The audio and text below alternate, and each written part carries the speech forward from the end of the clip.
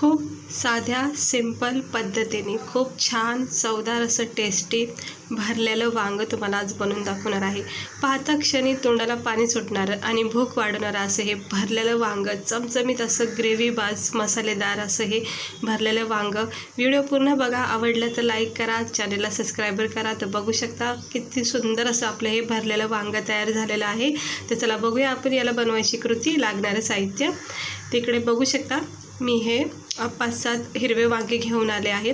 ज्यावेळेस पण मी हिरवे वांगे बघते ना असे, तर मला ना भरलेलं वांगं खायची खूप इच्छा होते। तर त्यामुळं मी परत एकदा आता ही भरलेल्या वांग्याची रेसिपी करते। तर त्यासाठी मी एक छोटंसंच वाटण केलं, काही असं वेगळं विशेष वाटण करायचं नाही, काय नाही। याच्यामध्ये मी बारीक शेंगदाण्याचा कूट केलेला आहे आणि थोडेसे 2-4 लसणाच्या पाकळ्या टाकल्या। लसूण टाकल्यामुळं काय होतं, खूप छान चव येते कुठलीही भाजी असो। आणि असं सुंदर असं हे बारीक कूट करून घ्यायचा, शेंगदाण्याचा बारीक कूट करायचा आणि याच्यामध्ये लसूण टाकायचा। याच्यामध्ये लसूण नाही टाकला तरीसुद्धा तुम्ही नंतरूनसुद्धा वापरू शकता, पण शेंगदाण्यामध्ये टाकला तर एकजीव होऊन जातो। आता आपण याच्यामध्ये थोडेसे मसाले टाकायचे, बेसिक मसाले। तर इकडे मी 2 चमचा लाल तिखट टाकलेला आहे अंदाजे, तुम्ही इकडे आवडीनुसार कमी तिखट वापरू शकता। 2 चमचे लाल तिखट टाकलाय, अर्धा 1 चमचा हळद टाकते। हळद मस्त वाटते, हळदीचा रंग खूप छान येतो। त्यानंतर गरम मसाला टाकून घेतलाय 1 चमच्याच्या अंदाजाने। धना पावडर टाकते इकडे अर्धा चमच्याच्या अंदाजाने। हे बघू शकता धना पावडर टाकून घेतली, गरम मसाला टाकून घेतलाय आणि इकडे चवीनुसार मीठ, म्हणजे थोडंसं टाकलंय, जास्त नाही टाकलं। तर इथे मीठ टाकून घेतलेलं आहे, कारण मला थोडा मिठाचा वापर अजून नंतर करायचा आहे, त्यामुळं थोडंसं टाकलेलं आहे। आणि हे सगळं मिक्स करून घ्यायचं, जे पण आपण मसाले शेंगदाण्याच्या कूटमध्ये टाकून घेतले ते जरा मिक्स करून घ्यायचा।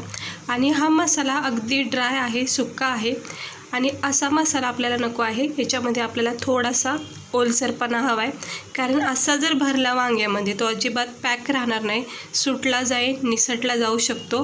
त्यामुळे याला थोडासा ओलसरपणा देणं आवश्यकता आहे। तर हे जे वाटण केलं होतं शेंगदाण्यामध्ये, त्या मिक्सरच्या भांड्यामध्येच थोडंसं पाणी मिक्स केलं आणि थोडंसं टाकलं आहे, जास्त नाही टाकलं। फक्त आपल्याला असा मसाला जाम होईपर्यंत ह्याला ओला करायचा आहे, अगदी कमी पाणी टाकायचं, अजिबात जास्त पाणी वापरायचं नाही, तर काय होईल पूर्णपणे ग्रेव्ही तयार होईल इथेच। तर इथं पॅक करून घेतला आहे बघा, असा टेक्स्चर ठेवायचा, किंवा याच्यापेक्षाही जास्त तुम्ही सुका बनवू शकता, पण ओलसरपणा हवा आहे थोडा तरी। तर मस्त झालं आता पॅक होण्यासारखा मसाला। आता हे वांगे, काय होतं, काही लोक वांगं कट करून थोडा वेळ पाण्यात ठेवतात मिठाच्या, ते पण चांगलंच आहे, पण त्याने काय होतं, जीवनसत्व असतात ना आपले वांग्यातले किंवा कुठल्याही भाजीतले, ते नाहीसे होतात जास्त वेळ जर ठेवण्यात आले तर। त्यापेक्षा काय करायचं, झटकेपट मसाला भरायचा असेल ना तर लगेच वांग्याला कट करायचं आणि थोडंसं चिमीट आपल्या हाताला फक्त टचअप करायचा, इतकंच मीठ घ्यायचं आणि वांग्याला चारी बाजूनी सेट करायचं।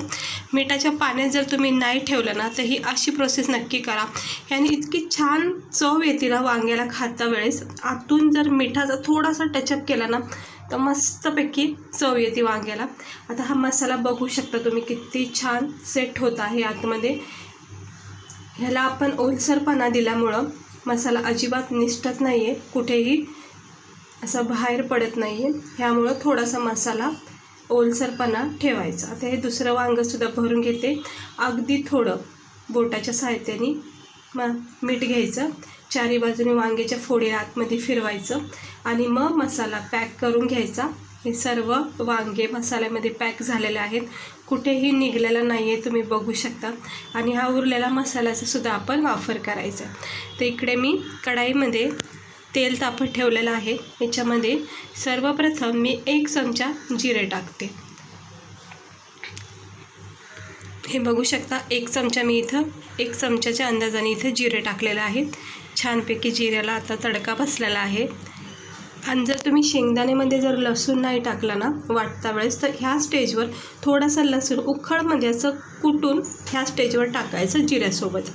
आणि त्यानंतर इथे मी टमाटे वापरले, तुम्ही बारीक चिरलेला कांदासुद्धा इकडे वापरू शकता, पण मी शक्यतो माझं सांगते, मी भरलेल्या वांग्यामध्ये कांदा अजिबात वापरत नाही आहे। तुम्हाला आवडत असेल तर तुम्ही ह्या स्टेजवर टाकू शकता टमाट्यासोबत। तर मी जिऱ्यासोबत हे बारीक चिरलेलं टमाटर परतून घेते आणि हे सगळे वांगे जे आपण मसाल्यामध्ये सेट केलेत ते सगळं ह्याच्यामध्ये टाकून घ्यायचे. सुरुवातीला तेलामध्ये थोडंसं वांग्याला परतून घ्यायचं. सगळे जिरे ह्याच्यामध्ये सेट होऊन जातील आणि हे वांग्याला एक फोडणी बसली जाते लगेच गरम तेलाची. आणि मसाल्यामध्ये सुद्धा गरम तेलचा चटका एक बसला जातो, ज्यामुळं चांगली फोडणी भेटते. आता याच्यावर झाकण ठेवायचं. थोडीशी हळद इकडे टाकू शकता तुम्ही जर कमी पडली तर मला थोडी कमी वाटली सुरुवातीला, त्यामुळे मी टाकून घेतली. आता आपल्याला काय करायचं, याच्यावर झाकण ठेवायचे. परत एकदा जरासं मिक्स करून मग याच्यावर झाकण ठेवायचे. अगदी अर्धा मिनटं झाकण ठेवायचं. थोडंसं याला असं वाफ द्यायची तेलाची. बघू शकता वांगे भाजून निघलेले आहेत लगेच अर्धा मिनटातच. हे असं केल्याने खूप छान चव येते भाजीला. हे अशी प्रोसेस नक्की करा. जर केली नसेल आत्तापर्यंत तर नक्की एकदा ट्राय करून बघा अशा पद्धतीने भरलेलं वांगं.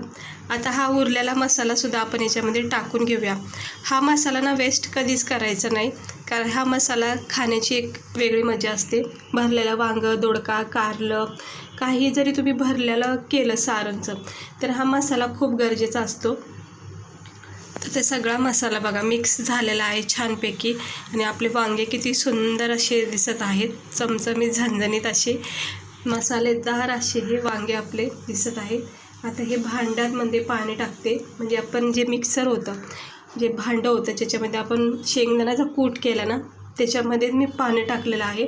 म्हणजे शेंगदाण्याचा फ्लेवर उतरला जातो परत एकदा रश्श्यामध्ये. आता हे सगळं मिक्स करून घेतले. आपला जो पण एक्स्ट्रा मसाला राहिला होता तो सुद्धा आता व्यवस्थित एकजीव झाला आहे, पाहू शकता तुम्ही. आता ह्याला चांगलं मिक्स करून घ्यायचं. तरीबात जर तुम्हाला वांगं हवं असेल भरलेलं तर रोजच्यापेक्षा भाजीपेक्षा थोडंसं अर्धा चमचा तेल इकडे जास्त टाका. त्याने काय होतं, छान तरी येते एक वांग्याला. याच्यामध्ये पाणी टाकायचं, कारण मला याच्यामध्ये थोडासा रस्सा हवा आहे. अगदी ड्राय आणि सुक्कं नको आहे वांगं. हे बघा 1-2 मिनटातच उकळी फुटलेली आहे. तर जरा चेक करायचं आणि हे मिक्स करून घ्यायचं. नाही तर काय होतं, मसाला आपला चिटकत राहतो खाली, त्यामुळं हलक्या हाताने याला मिक्स करत राहायचं. प्रत्येक 2 मिनटाला चेक करायचं. तर वांगं आपलं कच्चं आहे, ह्याला अजून 2 मिनटं देणार आहे मंद आचेवर. आणि आता मी पुन्हा एकदा याच्यावर झाकण ठेवते आणि परत स्लो गॅसवर 2 मिनटं देते. आता 2 मिनटानंतर परत एकदा चेक केले तर आता मला वाटते परफेक्ट असे वांगे आपले शिजून निघलेले आहेत. कारण मी अगदी स्लो गॅस ठेवला नाही, मिडियम गॅस ठेवलेला आहे. आणि मिक्स करून घ्यायचं आहे. पाहू शकता तुम्ही किती मस्त आपलं हे भरलेलं वांगं चमचमीत तयार झालं आहे खाण्यासाठी. नरम सॉफ्ट झालेलं आहे. चेक केलं आहे मी बोटाने. आता वरून अशी गावरान अशी कोथिंबीर वरून टाकायची, सेट करायचं. आणि पाहू शकता तुम्ही आपलं हे वांगं किती भारी वाटते. पाहता क्षणी तोंडाला असं पाणी सुटलं आहे. तर ह्याच्यावर झाकण ठेवते. एक्स्ट्रा वाफेवर अजूनही चांगलं शिजलं जातं वांगं. गॅस बंद केलेला आहे आणि आता थंड करून घेते. तर आता उरलेली सगळी वाफ नाहीशी झालेली आहे आणि वांगं आपलं झाले थंड. तर बघू शकता आपलं हे भरलेलं वांगं किती छान झालेलं आहे. अगदी हॉटेल ढाबामध्ये भेटतं बघा तसं हे भरलेलं वांगं तयार झालं आहे आपलं खाण्यासाठी. सकाळसाठी मी हे बनवलेलं आहे, म्हणजे सकाळचा टाईम आहे. तर खूप चांगलं झालेलं आहे. एका प्लेटमध्ये मी तुम्हाला सर्व करून दाखवते. हे बघू शकता, याचा थिकनेस बघा तुम्ही, ग्रेव्ही किती भारी वाटते आपली.